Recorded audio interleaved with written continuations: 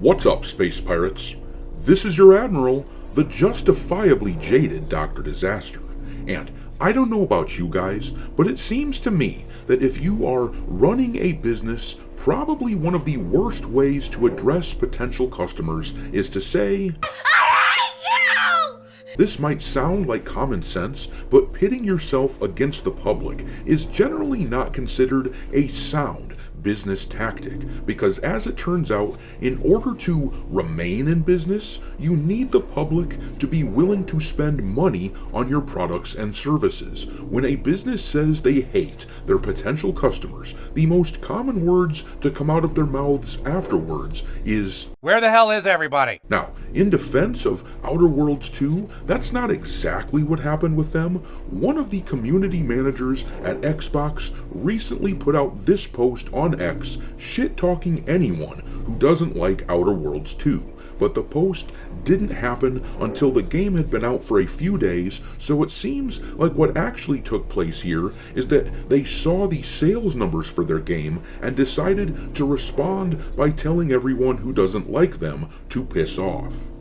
That was really stupid. In any event, that was not a smart move. It's incredible that this needs to be explained to community managers, but their sole reason for existence is to be liaisons to potential customers and to not throw temper tantrums on social media when things aren't going their way. Everything they do is supposed to be with an aim toward marketing their game and communicating things in order to maximize the number of people who will want to spend money on their products. And it turns out that, as I will show you in a minute with all the replies to this post, but it turns out that sending a snarky picture featuring one of the main marketing characters of your game while saying that this is you replying to your haters, well, that catty way of communicating is simply not going to help them win over the gamer chuds. Why? Because I'm a woman? Yeah.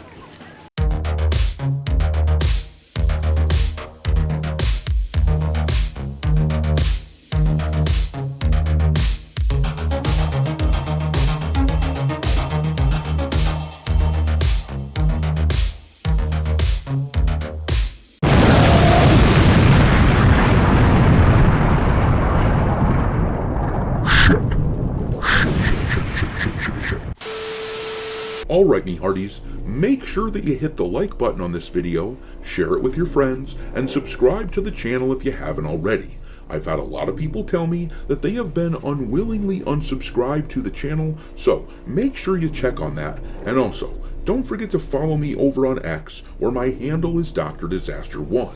And if you want to help keep the lights on, consider becoming a member of the channel for as little as $5 per month. In any event, let's look at the fallout from that post on X put out there by an Xbox community manager. For full context though, let's look at how shitty the Outer Worlds 2 is selling right now. The game is almost a week old with its launch weekend in the rear view mirror, and as of right now, the game failed to hit even 19,000 concurrent players on the Steam charts at its peak. And according to VG Analytics, they are at about 87,000 sales so far on the Steam platform, which is simply pathetic for a AAA game like this, especially considering that Steam is the most used gaming platform by a wide margin. The game is expected to have a budget of somewhere around $100 million at a minimum, which the math says they would need to sell somewhere around 2 million copies of the game at full price in order to make that money back. Meanwhile, we have an indie game like Escape from Duck-Off, which came out a few weeks back, and they have hit over 300,000 concurrent players, and VG Analytics is estimating that they have sold over 4 million copies on Steam. That is nuts. And then we have Arc Raiders, which is a AA game that came out a day after the release of Outer Worlds, and look at the difference in reception. This game has crushed it at over 350,000 concurrent players at its peak on Steam thus far, and VG Analytics has them clocked at 1.9 million copies sold on Steam. there is no comparison. Ironically, Outer Worlds tries to present itself as a bastion of anti-capitalism, but ultimately the game is overpriced slop, and nobody wants anything to do with them. So, that is the context for this post here. And with that in mind, let's look at some of the replies from people on X to the shit that this community manager here posted, because as a schadenfreude enthusiast, I have to admit that seeing these people get brutalized by gamers on social media is eternally amusing. Now, it is worth noting that I scoured the replies to this post for a while and did not find a single positive response. The people are simply not in the corner of this game, which makes their asinine snarkiness really funny in hindsight. But anyhow, this person here replied simply, "The feeling is mutual," with a big old middle finger in the picture. And then this guy posted an image of the Steam charts for Outer Worlds 2 showing their low player count, and they wrote, "You dropped $100 million on this." And then this guy altered the image that was originally posted so that it looks like a green-haired social justice keyboard warrior getting all pissed off, and they said, "The social media handler receiving my reply." Personally, I thought that image was funny as hell. And then this person wrote, "You mean your customers?" And I think at this point, most of us can't really be considered customers any longer. Potential customers, you could maybe call us, but I don't think I, for example, have purchased an Obsidian game in over a decade, since Fallout New Vegas. A buddy of mine played the original Outer Worlds game and was unimpressed with it, and he let me try it out, so I have played it, but I haven't purchased anything from Obsidian in a long time. Anyway, then this guy here said, "Haters are the ones with the money, that's just too bad. I hear McDonald's is hiring, they need fry cooks." Wow, such a great post, one that does not at all come across as spiteful, low IQ dribble. Enjoy looking for a job soon. The tried and true method of attack the customers, it never fails. Ah yes, a failing brand attacking what little user base it has left. Stellar marketing strategy. How's that revenue looking? And then this person wrote, "This shit is why I'm fully moving to PC and PlayStation," and then posted an image saying, "Cancel Game Pass." And it's like I was saying at the top of the video, posting incendiary things, letting potential customers know how much you hate them.